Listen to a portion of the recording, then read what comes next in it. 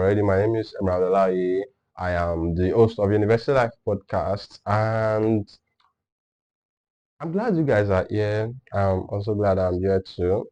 Every year, over 600,000 students graduate from higher institutions across Nigeria, all with dreams, all with plans, all believing that life after school will be automatic. Then reality hits like a Ferrari crashing at 250 kilometers per hour. No one told them about the silence, no one warned them about the prayer, no one prepared them for the weight of expectations. Some panic, some settle, some refuse to be swallowed by the system. They adapt, they innovate, they refuse to be statistics. They know the truth. The certificate may just be a receipt.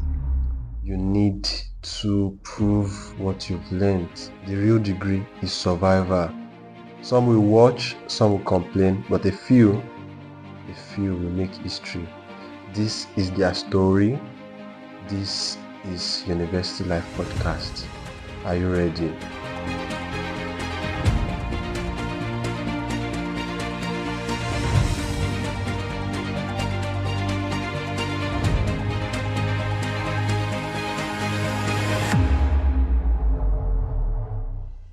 Over a year ago, I made a podcast episode talking about the best time to start thinking about life after school. And presently, I am now a 400 level student preparing for my first semester examination.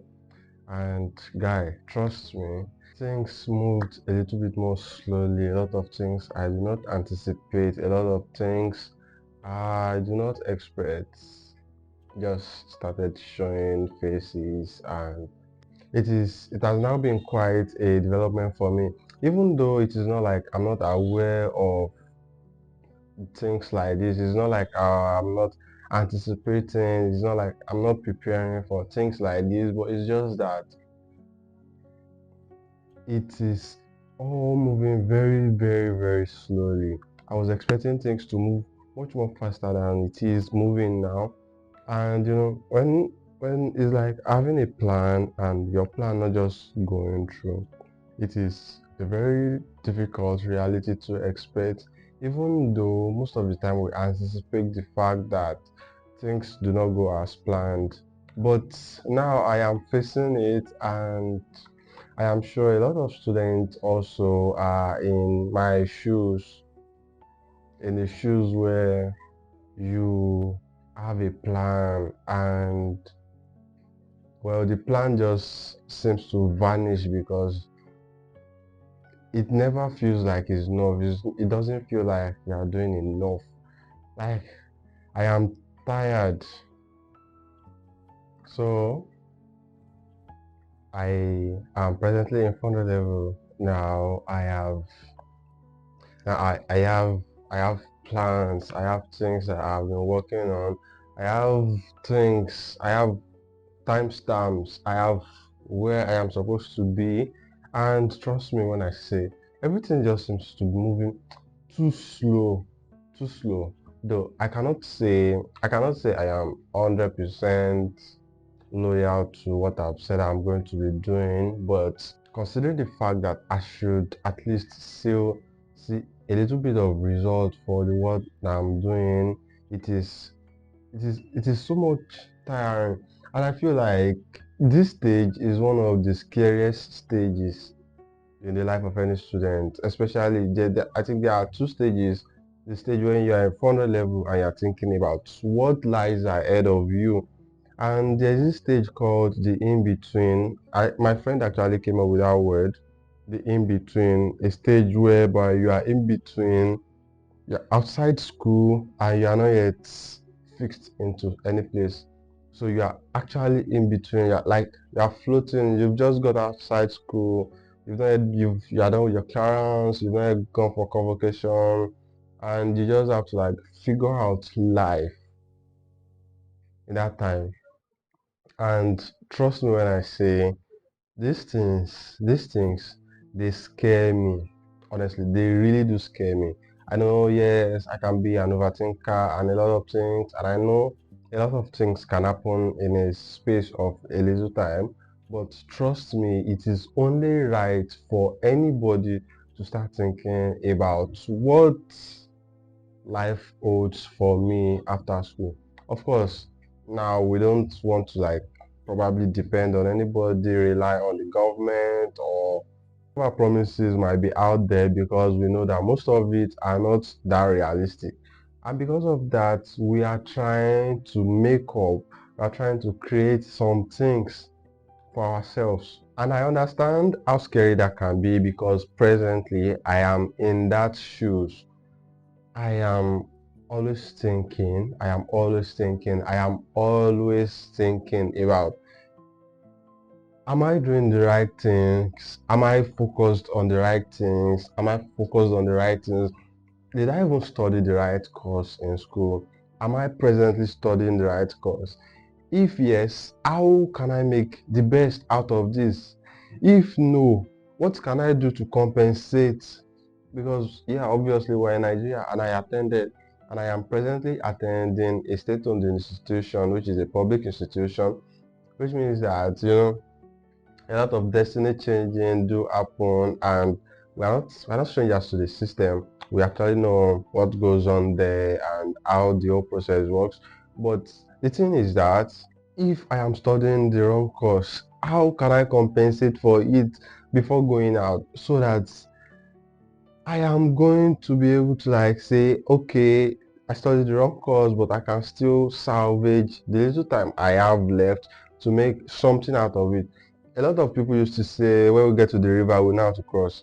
But in my own opinion, I feel like it is better for you to start thinking and envisaging what that river actually looks like so that you can know, even if you are going to get there before knowing how to cross the river, you must start thinking about possibilities, scenarios that can actually help you into getting all these things done.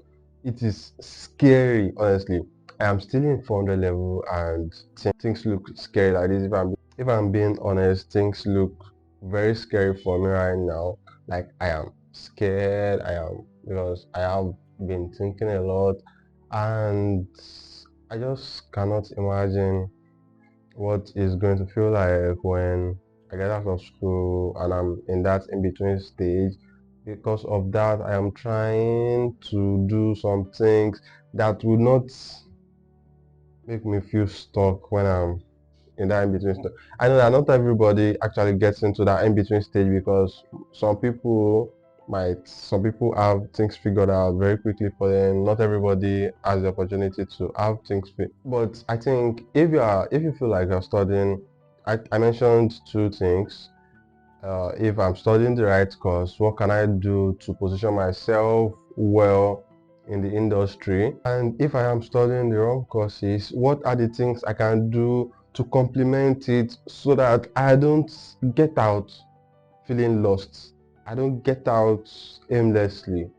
So I think one of those things is taking certain online courses. So the way we pronounce I think one of it is taking online courses. You can actually take online courses. I think I've been researching because I'm studying geography and planning science in my school presently, and in other schools it might be called urban and regional planning, or I don't know, maybe other schools have a different name for it. Oh, yeah, GIS, RSG, GIS, and remote sensing. So in other schools, it has a different name. But honestly, I cannot stop thinking. I am more of a spatial analysis data guy. I love the data. I love knowing what implications the data have, data being collected in real time or data that has been collected before. I love to know how it has influenced where we've gotten to, where we are coming from, where we are going, and where we are presently. I'm that type of person. So I am more into spatial analysis and GIS. And anytime I talk about GIS, I always talk about it in a way that I am anticipating, I am looking forward to how GIS can be used to predict markets, businesses, how GIS influences businesses, how data affects all those things. And when I discovered that, I think all these things actually comes back down to self-awareness, because when you are aware of what you love, you are going to find a way to see if there are other things you can do to complement it. Now I have started taking courses, online courses, on how what I am doing in school, what I am studying in school can actually be used to manipulate real world, how it can be used, how it can be implemented in real world, how it can affect things. If you are somebody like that, if you are somebody that feels like, okay, this course I am studying might not be enough for me, guy, go out there and look for things you can do to complement it. It's called upskilling. It's called upskilling. I know this might not be the actual topic that actually brought us here, but because what we started with was when is the best time to start thinking about life after school. And when I did the poll back then, I think last year or 2 years ago, people said the best time to start thinking about life after school was before you enter school, when you're in 100 level, 200 level. Now, now I am in 400 level. I have been thinking about life after school since I was in before I entered school. But now look at me here, still confused. Still confused because not because I don't have plans. I am confused because things are changing. Things are changing. Before I entered university, there's no AI. There's competition. There's competition, and yeah, if you are good at it, then you. But now, how is AI influencing things? Because if you follow me online a lot, if you follow me on Facebook or maybe on WhatsApp, you'll notice that I have a different perspective on how AI can be used, especially as a student. I have a different perspective on how students should use AI. And I used to talk about, though not I've not started talking about it deeply online, because I was talking about computational social science. Yes, I was talking about computational social science, how data is collected and how those data collected is affecting and influencing our lives. And as fun as it might sound, because I just got to that topic online, I was just playing around on that. I got to that topic and it actually got my interest. And I was like, wow, this is what I have been looking for. I know I am not crazy when I say AI and data controls a lot of things and they would continue to control a lot of things, but my relevance is going to be much more pronounced in a generation where all these things are going to be so important. So why not start learning about most of those things now if I am going to eventually need them later? So I feel like everybody should have this type of perspective. If you are studying HIS, which is history and international relations, I think Asia and international relations, you should actually be thinking about, well, history has been killed intentionally in our educational system. That's a topic for another day.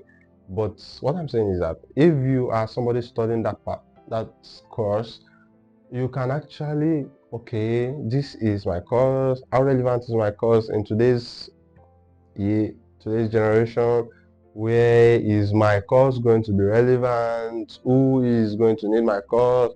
How can I be recognized as an industry leader if I am studying this course? And if your why and if your scale is not balanced, then you should actually know that, okay, I must do something about this. If it is upscaling, you must go and upskill. There are courses on Coursera, there are courses on Udemy, there are courses on YouTube, there are courses everywhere. And I don't I don't think that one of the problem of this age is that there is information in excess. We suffer from information overload, and because of that we are unable to actually discern which information is important and which one is not important, because everybody the internet is a very large space now, and it is very very difficult, but it is very very difficult to to maintain focus on why am I doing this and what will I get from doing this. So I just leave that with you guys, because intentionally the image in my brain when I was thinking about this episode was a sober kind of episode where I'll just be moody and I'll just be complaining about how life have where I'll just be complaining about how things have not been turning out the way I was expecting them to turn out, because, well, obviously life happens to everybody. But in between the conversation and in between thinking about it, the conversation started shifting towards, it's like I was giving myself advice, it's like I'm giving myself advice. If I feel like life is treating me this way and there's something I can do about it, then why would I not do something about it? Get into action and just do something about it. So actually this episode was supposed to be an episode of me talking about what is happening in my life right now, how I am struggling with some things, how I am trying to cope, how I'm trying to stay afloat. But right now, I just ended up giving myself advice. I just ended up giving myself advice on what to do to get out of this stage. And I feel like most students, if you are in this category, you should actually listen to this, take the advice. Is what I'm studying in school, right now going to be enough for me outside school? If yes, what can I do to position myself for opportunities? Is what I am studying in school right now enough?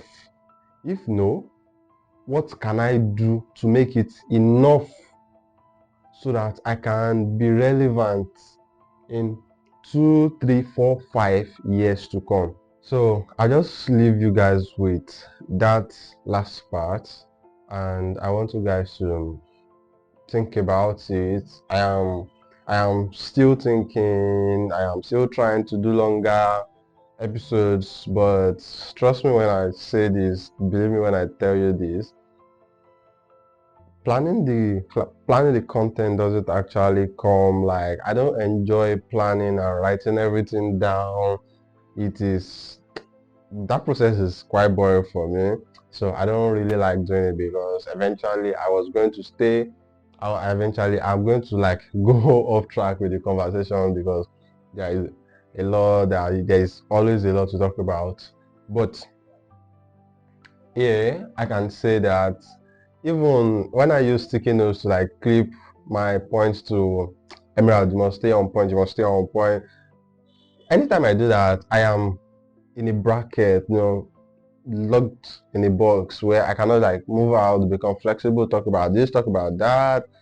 So because of that, I try most of the time not to like do this. I just want to go with the flow, be spontaneous. Guys, I've got to go. See you in the next one. If you don't know me already, my name is Emerald Alaye. I am the host of University Life Podcast, and I'm glad you guys are here. I'm also glad I'm here too. Bye bye.